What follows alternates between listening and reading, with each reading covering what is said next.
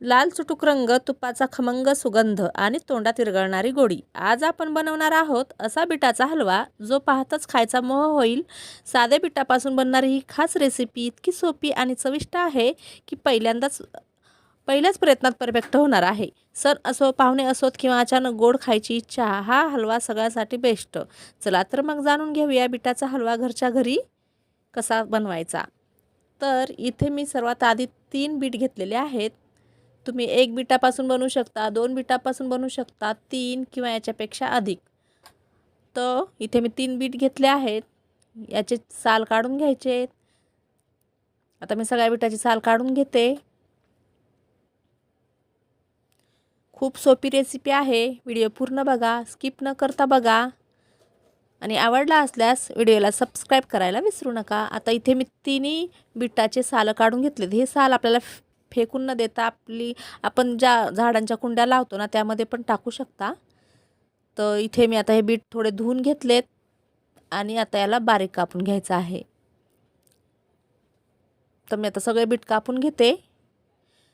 तर कापून घेतले आहेत मी आणि आता आपल्याला मिक्सरच्या भांड्यामध्ये हे बीट वाटून घ्यायचे आहेत. आता तुम्ही एकदाच मोठं भांडं घेऊन त्यामध्ये एकदाच सगळं वाटून घेऊ शकता किंवा अशा प्रकारे अर्ध अर्ध करून वाटू शकता, छोटं भांडं जर असेल तर. आता याच्यात मी थोडंसं पाणी टाकलं आहे.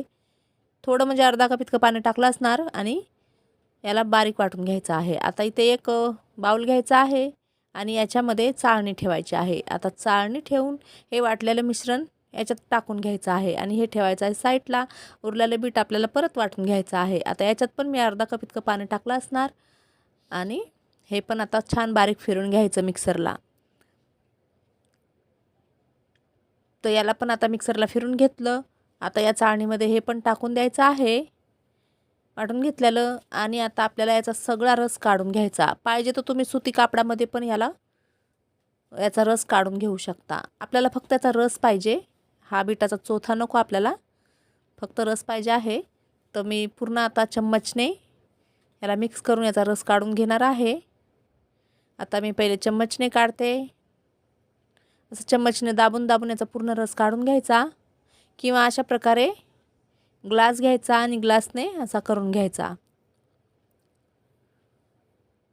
पूर्ण छान दाबून घ्यायचं. आता ग्लासने पण असं दाबून दाबून याचा रस काढून घ्यायचा. नाहीतर तुम्ही अशा प्रकारे एखादा चम्मच घ्या मोठा किंवा पळी घ्या. जर असा पसरट असतो ना तो घ्या आणि चम्मचने असा दाबून दाबून याचा रस काढून घ्या. नाहीतर सुती कापड असेल तर त्यात टाका आणि एकदाच असा पिळून पिळून काढून घ्या. तर मी आता सगळं काढून घेत आहे. तर काढून घेतला आहे आणि हा चोथा तुम्ही फेकून न देता तुम्ही पराठे बनवत असाल तर पिठामध्ये मिक्स करून पराठे बनवू शकता किंवा याचा हलवा बनवू शकता. जसं आपण गाजराचा हलवा बनवतो ना त्यानुसार. आता मला हा फक्त रस पाहिजे म्हणून मी पूर्ण रस काढून घेतला याचा आणि आता परत एकदा आपल्याला याला चायची चाळणी असते ना, चाय गाळायची, त्या चाळणीने याला गाळून घ्यायचं आहे. जर एखाद्या कपड्याने गाळलं ना तर ही दोनदा प्रोसेस करायला नाही लागणार. आता मी याला परत चायच्या चाळणीने छान चाळून घेतलं आहे. बघू शकता त्या मोठ्या चाळणीने मी चाळलं होतं तर त्याने चाळूनसुद्धा एवढा बिटाचा चोथा राहिला होता याच्यात. म्हणून मी आता परत छोट्या चाळणीने चाळून घेते. म्हणजे चाय गाळायची चाळणी असते ना त्याने चाळून घ्यायचं. आता याला पण छोट्या चम्मचने असं दाबून दाबून याचा रस काढून घ्यायचा. आता हे जे मी बीट कापून वाटून घेतलं ना तर मी एक ग्लास एवढा याच्यात पाणी घेतलं असं वाटताना. तर आता हे पण दाबून दाबून घ्यायचं, पूर्ण रस काढून घ्यायचा. आता याच्यात आपल्याला कॉर्नफ्लॉवर टाकायचं आहे. तर मी 5-6 चमचे घेतले आहेत. तुम्ही 5 पण टाकू शकता, 6 पण टाकू शकता, कमी जास्त करू शकता. हे पण एकदम परफेक्ट पाहिजे असेल तर मी याच्यात 7 चम्मच घेतले आहेत. तर तुम्ही पण 7च घ्या. आता 7 चम्मच कॉर्नफ्लॉवर टाकून मिक्स करायचं. आपल्याला इथं गॅसवर ठेवायच्या आधी त्याला छान मिक्स करायचं. जर गॅसवर ठेवून कॉर्नफ्लॉवर टाकलं ना तर याच्या गाठी होऊ शकतात. त्यामुळे आधी मिक्स करायचं, छान मिक्स करायचं सगळं आणि नंतर गॅसवर ठेवायचं. आता इथे गॅसवर ठेवला आहे मी हा पॅन आणि इथे गॅस चालू केला आहे आणि आता याला मिक्स करत राहायचं. त्याला जास्त वेळ लागत नाही, फक्त 10 ते 15 मिनटं लागतात होण्यासाठी. तर इथे आता मी छान असं मिक्स करून घेते. पाहिजे तर तुम्ही थोडंसं भांडं मोठं घ्या. मी इथं पॅन घेतला आहे, तर तुम्ही कढई घेऊ शकता, पण जाडबुडाची कढई घ्या. तर इथे आता मी 1 वाटी साखर टाकली आहे. बघू शकता घट्ट व्हायला सुरुवात झालेली आहे. ते याला मिक्स करत राहायचं थोडं थोडं. आता इथे छान घट्ट व्हायला सुरुवात झालेली आहे. आता बघू शकता अजून घट्ट झालेलं आहे. त्याला मिक्स करत राहायचं. आणि आता इथे याच्यात ड्रायफ्रूट्स टाकून घ्यायचे थोडेसे. मी ते काजू आणि बदाम कापून घेतले आहेत, ते टाकून घेते. आणि थोड्याशा इथे खरबुजाच्या बिया आहेत. आता याला मिक्स करायचं. थोडंसं मी ठेवले साईडला वरून गार्निशिंगसाठी. तर आता इथे छान परत मिक्स करायचं. तर हे रेडी झालं आहे. कसं कळणार आहे तर सांगते पुढं. तर इथे आता परत मिक्स केलं आहे मी. आणि आता याच्यात 3 चम्मच आपल्याला तूप टाकून घ्यायचं आहे. 2 चम्मच पण टाकू शकता. मी ते 3 चम्मच टाकला आहे. आता परत याला छान मिक्स करायचं. इथं गॅसची फ्लेम स्लो ठेवायची आहे. तर परत त्याला छान असं मिक्स करायचं. आता दिवाळीला कसं ती मिठाईचा बॉक्स भेटतो आपल्याला, तर त्यामध्ये ही मिठाई असते. तर मी लहानपणी ना या मिठाईला साबण बोलायची.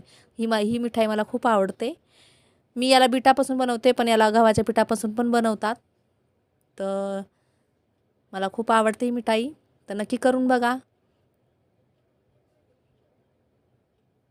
तर इकडं गॅसची फ्लेम स्लो करायची. आणि ते ताटाला आपल्याला थोडंसं तूप लावून घ्यायचं, किंवा तेलही लावू शकता. आता परत त्याला मिक्स करायचं. आता हे मिश्रण रेडी झालं आहे. कसं समजणार, तर हे तूप टाकल्यानंतर थोडं मिक्स केलं ना, 2-3 मिनटं शिजू दिलं ना, ते आपोआप हे भांडं सोडायला लागतं. म्हणजे तूप साईडला दिसतं आपल्याला आणि अजिबात हे चिपकत नाही भांड्याला.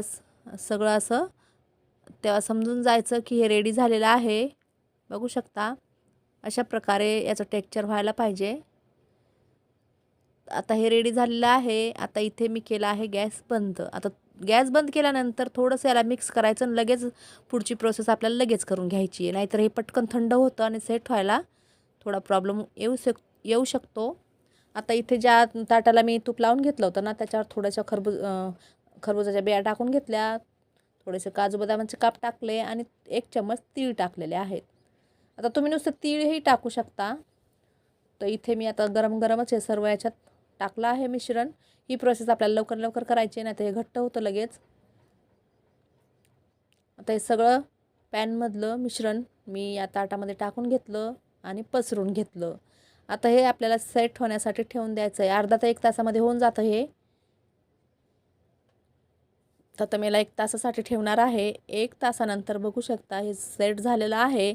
आता आपल्याला कुठलाही आकार पाहिजे असेल त्या आकारात याच्या वड्या करून घ्यायच्या, म्हणजे कापून घ्यायच्या. आता मी याला चौकोनी आकार करणार आहे, म्हणून चौकोनी आकाराच्या मी कापून घेत आहे.